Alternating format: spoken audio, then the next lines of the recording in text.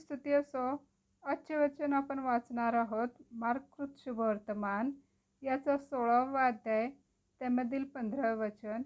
येशूची अखेरची आज्ञा.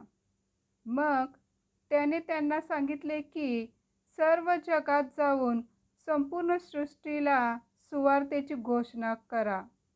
जो विश्वास धरितो व बप्तिस्मा घेतो त्याचे तारण होईल. जो विश्वास धरीत नाही तो शिक्षेस पात्र ठरेल. आणि विश्वास धरणाऱ्याबरोबर ही चिन्हे असत जातील. ते माझ्या नावाने भूते काढतील, नवनव्या भाषा बोलतील, सर्प उचलतील व कोणताही प्राणघातक पदार्थ प्यायले तरी त्यांना मुळीच बाधणार नाही. त्यांनी दुखण्यावर हात ठेवले म्हणजे ते बरे होतील. प्रभू येशूचे स्वर्गारोहण व शिष्याची कामगिरी.